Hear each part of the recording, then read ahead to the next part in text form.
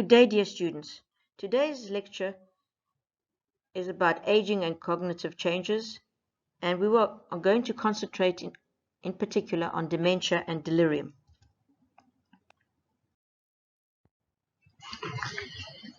Now, dementia is going to be a significant and growing healthcare problem as more of our population is living long enough to get it. So if 5 to 15% over the age of 65 have cognitive impairment, by the age of 85 and above, 20 to 50% will have a cognitive problem. And 60 to 80% of those with cognitive impairment or dementia have Alzheimer's disease. Thus, Alzheimer's disease makes up most of the causes, the main causes of dementia. Among patients with dementia, 50% have Alzheimer's disease alone. Another 15% have had strokes. In other words, they get vascular dementia, and strokes, of course, as you know, are common in the elderly. A further 15% suffer from both Alzheimer's disease due to age, as we said, as we will say in a couple of minutes, it's a major risk factor, and at the same time have had a stroke.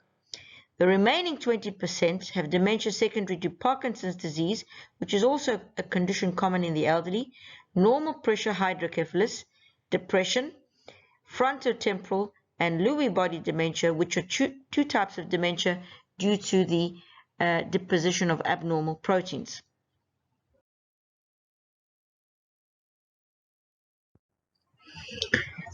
Now, a good definition for dementia is that it is a progressive condition and leads to global decline in cognitive and behavioral functioning, so much so that it interferes with daily living activities and social relationships. It is thus a sort of brain failure. In the past, we used to talk about senile and pre-senile dementia. We no longer use these terms. Dementia is just dementia. Of course, age is a major risk factor. Also in the past, we used to talk about something called age-associated memory impairment, because short-term memory in particular, it declines with aging. So it used to be called benign senescent forgetfulness. We no longer call it that. We call it minimal cognitive impairment, MCI. What are the major risk factors for Alzheimer's disease? Number one, old age, so age. Also, it runs in families. Positive family history. It has been linked to apolipoprotein epsilon E, the gene that is related to apolipoprotein epsilon E. Remember that we came across in cholesterol metabolism. Unfortunately, women are affected. So perhaps it has something to do with the hormones, estrogen. Estrogen is not only protective for your heart and for your joints and bones, it is also important for the brain. So it is common in postmenopausal women. It affects those of a low level of education. You might ask, what has education got to do with it? Therefore, rural populations. Well, it turns out, I told you at the beginning of the lecture that there is brain atrophy as we age. However, it turns out that if we keep on using our brains, stimulating our brains, it causes the release of a factor, particularly nerve growth factor, that leads to the development of nerve radicals. So the adage that says, if you don't use it, you will lose it, is probably true. So the more we keep on using our brains in fruitful, meaningful things, such as doing crossword puzzles, reading, engaging in stimulant conversations, listening to good music, all this stimulates the brain and keeps it in a relatively healthy condition. And of course, exercise. So it is common in postmenopausal women of low-level education from the countryside. That's the typical patient that gets Alzheimer's disease. Environmental factors that have been linked to Alzheimer's disease include aluminium, zinc, viruses, and prions like the Creutzfeldt-Jakob disease, mad cow disease. Also, a diet that is full of fatty acids is linked to Alzheimer's disease, whereas a protected diet is a diet full of the vitamin B complex. Another risk factor that is not present here and that is now considered to be a risk factor for Alzheimer's disease is diabetes mellitus. So an elderly diabetic patient is more liable to get Alzheimer's disease than an elderly non-diabetic patient. Yet another risk factor is hypertension. An elderly hypertensive individual is more at risk of getting Alzheimer's disease than an elderly non-hypertensive. And another risk factor is obesity.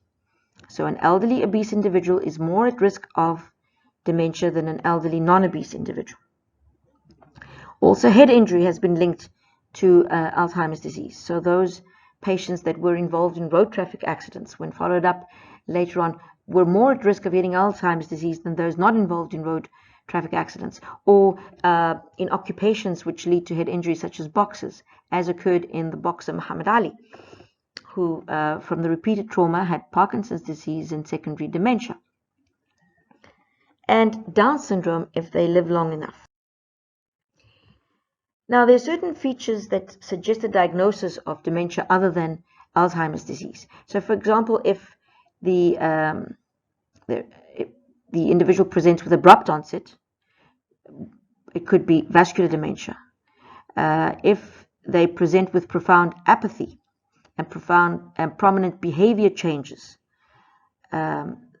this could be a prominent aphasia. You just think of frontotemporal dementia. If the individual presents with extrapyramidal signs or gait, then think of Parkinson's syndrome. If there are eye movement abnormalities, we might consider progressive supranuclear palsy as a cause of, and Lewy body dementia as a cause of Alzheimer's disease.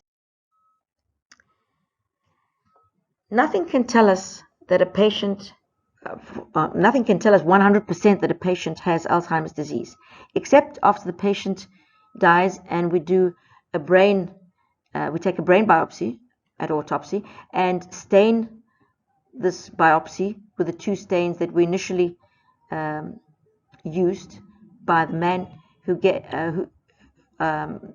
gave this disease its name, Alois Alzheimer, a German physician, who back in 1907 first encountered a lady, Miss Augustine D., who came over with forgetfulness and deranged behavior, and they kept her in those days in what they used to call mad clinics, mental clinics, and after a year she died, and her relatives decided to give her brain, to donate the brain for biopsy and for research. And he used, Alois Alzheimer used a dye that had just previously, a year ago, come out. And to date, actually, we haven't advanced that much in neuroscience. We still look at these two pathognomonic features that Alois Alzheimer looked at, which I'll show you later, using the stain. So we can only be 100% sure that the patient had Alzheimer's disease after the patient has passed away. Yet we do pick up cognitive impairment using a questionnaire, which I'll show you just now. And nowadays, what has come out is the PET scan. And there are two types of PET scans, tau PET scan and the amyloid PET scan. And that could probably give us an indication that this patient has Alzheimer's disease. Also, we can ask the radiologist to do an MRI and to scan in on the memory organ of your brain, which is called the hippocampus. Sometimes we see atrophy in the early stages of. Of course, Alzheimer's disease is predicted to increase dramatically as more and more of the population occurs In the next 30 years, it's expected to reach 11 million. We are now around about 6 million worldwide of individuals have disease. As I said, the cause is not known, but the most probable hypothesis is the amyloid cascade hypothesis, which progresses from the generation of the beta amyloid peptide from the amyloid precursor protein through multiple secondary steps to cell death. And this probably forms the foundation for current and emerging options of treatment of Alzheimer's disease. They're trying to produce vaccines and alpha secretase and gamma secretase inhibitors, which are the enzymes used in the breakdown of the protein. But to date, no success. As you see, these are the two pathognomonic features, the senile plaques with microglial activation and neurofibrillary tangles. Cognitive impairment is severe enough to cause social or occupational disability in at least two domains: memory, language, calculations, orientation, judgment, eventually are affected. And this is the Alzheimer's disease progression table, where you see we start off with mild cognitive impairment, and this can progress to full-blown Alzheimer's disease. On average, there is a range from 2 to 20 years. On average, 8 years before the patient succumbs. In mild Alzheimer's disease, there is loss of recent memory, faulty judgment, personality changes. In moderate, there is verbal and physical aggression, agitation, the wandering phenomena. So you sometimes read in the newspapers an elderly woman was found wandering, and she was sent to the elderly home, and they're asking for her family to come and pick her up. Why was she wandering? Because she set out, say, to go shopping, and she forgot how to get back. She forgot where she lives. She went from one street corner to the next and kept on going and wandering. Sleep disturbances, delusions. In more severe Alzheimer's disease, there is loss of all reasoning. They are usually bedridden, incontinent, and eventually they die from pneumonia or other comorbidities, since all the higher faculties are affected. As I said, Alzheimer's disease is characterized by the development of senile plaques and neurofibrillary tangles, which are associated with neuronal destruction, particularly the cholinergic neurons, which produce acetylcholine, which is an important neurotransmitter, important for memory. The two microscopic changes that occur in the brain are senile plaques, which are composed of beta amyloid polypeptides, and these are situated between the neurons deposited, and neurofibrillary tangles made up of a protein named tau, which links together to form filaments within the neuron. What is important is for us to recognize, to detect this condition early in order to improve the quality of life of these patients, and also to sort of retard the progression as much as possible. So what are the early warning signs to look out for? What are the red flags that tell you that this patient has cognitive impairment and there's something that we should do? There is gradual loss of short-term memory. There is mood or personality changes. They either become withdrawn or they become more aggressive. There are problems finding or speaking the right word. Inability to recognize objects. So you show them, for example, the stethoscope and they don't know what it is. Forgetting how to use simple, ordinary things such as a pencil. You show her a pencil and you ask her, what do we do with this? She doesn't know. Forgetting to turn off the stove, so we have repeated accidents and fires in the home. To close the windows and lock the doors. When we evaluate a patient with cognitive impairment, it is very important. Of course, you won't commonly find a person coming over to you, a patient who has cognitive impairment, and saying, you know what, I think I have cognitive impairment or dementia.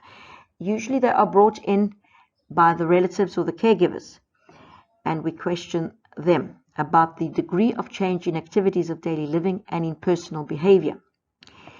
The physical examination is very important to rule out mimickers of dementia, which include severe hypothyroidism, which is also common in elderly women. Severe hypothyroidism can mimic dementia, and it's even known as myxedema madness. severe alcohol abuse, alcoholic dementia, also severe anemia can cause loss of memory and fatigue and apathy. So we have to rule out severe anemia, hypothyroidism, also vitamin B12 deficiency, severe vitamin B12 deficiency. So we do a complete physical examination.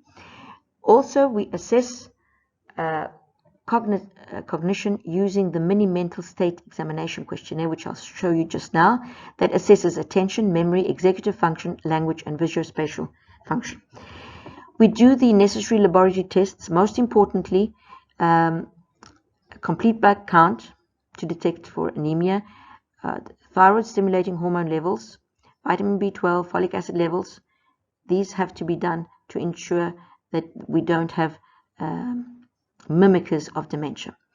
The imaging studies, as I said, what could be cost effective is the PET scan when it becomes available, and the MRI.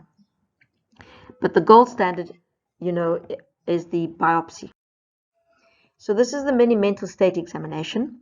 It's a questionnaire that we give a patient. It takes about 5 to 10 minutes to go through, where patients are asked questions about orientation, registration, language, and then we give a total score out of 30. So for example, in orientation, we ask the patient to tell us the year, season, date, day, and month. That is 5 parts of the question. If he gets all correct, he gets 5 parts. In the registration, we ask the patient to name 3 objects, and he should recall them and repeat them in the same order. Also in registration, we ask the patient to count in serials of 7, up to 5 times. And then we ask for the 3 objects to be repeated as above. At this point, you will be testing recent memory, and this is usually where a lot of our patients are diagnosed. The score is out of 30. If the patient gets 28, 29 out of 30, it's normal. 26 to 28, borderline cognitive dysfunction. 18 to 25, marked cognitive dysfunction, may be diagnosed as dementia. Less than 17, definitely dementia, severe dysfunction, and severe dementia. In our management, we have some drugs that are available nowadays, but the mainstay of management is, number 1, prevention. Secondly, reversal, if we can reverse anything like severe depression, cerebral lesion, alcohol intoxication, severe anemia, severe hypothyroidism. And number 3, we try to stabilize or slow the progression. Actually, we don't have much in our therapeutic armamentarium for dementia or Alzheimer's disease. A class of drugs came out in 1996, and the first drug, which is when they first actually considered to produce a drug for Alzheimer's disease, they remembered that, as I told you previously, acetylcholine is an important neurotransmitter. Yet when it comes out, it is broken down quickly into acetate and choline by the enzyme choline esterase. So they decided to produce the choline esterase inhibitors that would inhibit this enzyme and cause more acetylcholine to be available, and therefore better neurotransmission and better memory. However, these drugs are to be used in early stages when there are enough neurons in the first place to produce this drug. Otherwise, if we use them in late stages, we will be doing the patient more harm than good. Of course, in Alzheimer's disease, you won't just have pure Alzheimer's disease. There will be sleep disturbances, behavioral problems, anxiety, depression, and other issues to deal with. And for that, we also need to give them medication. I'll show you the drugs and the classes of drugs in a minute. Also in our management, as you have seen, the main problem in Alzheimer's disease is memory. So we try and improve that a little bit by doing queuing and scheduling. And that is done by using things to help the memory of the individual. For example, in the kitchen, we can label the different drawers as here being for tea, for coffee. This is the jar of the sugar. coffee, tea, etc., to help the individual remember. Also, for example, the lady might have a plant in her home, but now she forgets to water it. So next to the plant, we can put a piece of paper saying water the plant, or next to the door, take the keys, lock the door, lock the stove, certain things to make memory better. Psychosocial support is very important. It's very important from the beginning of the disease to educate both the patient and the caregivers, and to support both the patient and the caregivers, because it turns out that after about 5 years of taking care of Alzheimer's disease patients, more than 50% of the caregivers develop severe depression. So you have to bear in mind that from the beginning, you will be treating both the patient and the caregivers. So care of the family and ongoing care are very important issues to deal with when treating. Future hope, reducing amyloid production. That's where all research is at, and they're working on that. Reducing amyloid production, aggregation, or enhancing its removal. So these are the pathways they're looking at: immunization, secretase inhibition, and other strategies. Hopefully, we might have something in the near future. There is always hope. So in summary, we said Alzheimer's disease is a progressive disease. Age is the biggest risk factor. We don't know what causes it, therefore there is no cure. We can temporarily try to slow the progression, but we can't cure it. Caregivers and support groups are very important, and there is always hope. Now, shifting gears to something far more common and is regarded as a geriatric emergency that you have to be able to pick up quickly, because most of the times it is caused by very simple causes that are treatable. It's reversible in more than 99% of the time. But if we do not intervene quickly, it can be a potentially devastating problem. So delirium is an acute disorder. And here, the main part of cognition that is affected is attention. So it's an acute disorder of attention and cognitive function. Unfortunately, it is the most frequent complication of hospitalization among the elderly. So we hospitalize an elderly patient, say, for congestive heart failure. And after 2 or 3 days, as we are doing our rounds, we notice that the patient has gone into delirium for a number of reasons. Because some very slight things can cause an elderly patient to go into delirium. The CNS of the elderly, especially diseased elderly, is very sensitive to toxins, to ischemia, to even unfamiliar surroundings, the coldness of the wardroom, the pain that the patient is in, the darkness, the repeated disturbance of the patient by the nurse to give medications. All that can cause an elderly patient to go into delirium. Therefore, it is a very frequent complication of hospitalization. What are the predisposing factors? Just about anything can cause an elderly patient to go into delirium.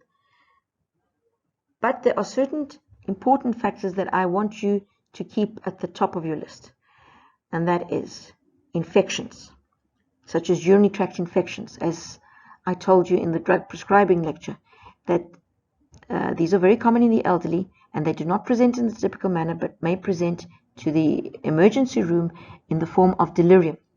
Also pneumonia, chest infections. They will not present in the typical manner with hemoptysis and dyspnea and fever. The initial presentation of pneumonia in an elderly patient may be delirium. So infections. Dehydration is another very important issue that can cause an elderly patient to go into delirium. And the elderly, as you know, are very liable to go into dehydration because of decreased thirst sensation, decrease in the total body water content. And sometimes we can cause dehydration by giving, say, a diuretic for the isolated systolic hypertension. And number 3 that I don't want you to forget, also at the top of your list, is polypharmacy. Too many medications can cause an elderly patient to go into delirium. And then we can put pre-existing cognitive impairment. Even Alzheimer's disease, dementia, can be a precipitating cause of delirium. Severe underlying illness, high levels of comorbidity such as diabetes and hypertension, ischemic heart disease and heart failure, advanced age. Age itself is, again, a very important predisposing factor for delirium, chronic renal insufficiency, malnutrition, vision, hearing problems, cerebral vascular disease, Parkinson's disease, space-occupying lesions, kidney failure, renal failure, hypoxemia, hypercarbia, acute myocardial infarction, heart failure, occult infection, and of course, as I told you previously, the elderly are very sensitive to acid, base, and changes, and metabolite changes, and electrolyte changes. So hypernatremia or hyponatremia, hypercalcemia or hypocalcemia, hypermagnesemia and hypermagnesemia, which probably wouldn't do much in a younger adult, in an elderly patient can cause delirium. Hypoglycemia or hyperglycemia, hypothyroidism or hyperthyroidism, hyperadrenalism or hypoadrenalism. All these metabolite and hormonal changes can cause to go into dehydration. Alcohol withdrawal, environmental factors, depression, pain, lack of social supports, unfamiliar surroundings, psychological stress, all that cause an elderly patient to go into delirium. So this is the diagnostic criteria for delirium that you can look through. But what I want you to remember are the three cardinal features of delirium: that it is acute in onset, that attention is affected, it is characterized by inattention, that is, the patient is normal, the one at one point in time, and then after a while you tend to lose him. So you shake him up and you say, "Oh, please wake up, dear Mr. Muhammad," and he sort of wakes up again and is attentive, and then we lose him again. So it's characterized by being acute in onset, by inattention, and by a fluctuant course. The 1 minute they are fine, and then after a while they go back into an acute confusional state. So three cardinal features: acute in onset, inattention, and fluctuant. The treatment, probably the non-pharmacological is the mainstay, and pharmacological sometimes we use. Non-pharmacological is the interventions are you look at the risk factor that caused the delirium and you try and intervene non-pharmacologically. For example, if sleep deprivation is what's caused the delirium, then we should try and reduce noise reduction strategies, scheduling of nighttime medication procedures and nursing activities to allow uninterrupted period of sleep. If vision impairment, we should provide vision aids, try and ask the caregivers to bring the glasses, spectacles of the patient, and newspaper so that he can read. If there is dehydration, we should recognize this early and replete the volume. If, however, we still have an unmanageable patient, we will intervene pharmacologically. Any drug chosen, as I told you in the drug prescribing lecture, should be given in the lowest dose for the shortest time possible. Neuroleptics are preferred for delirium, and the drug of choice is haloperidol because it causes less effects. The recommended starting dose is 0.5 to 1 milligrams of haloperidol orally or parenterally, repeated every 30 minutes after the vital signs have been rechecked until sedation has been achieved. The endpoint should be an awake but manageable.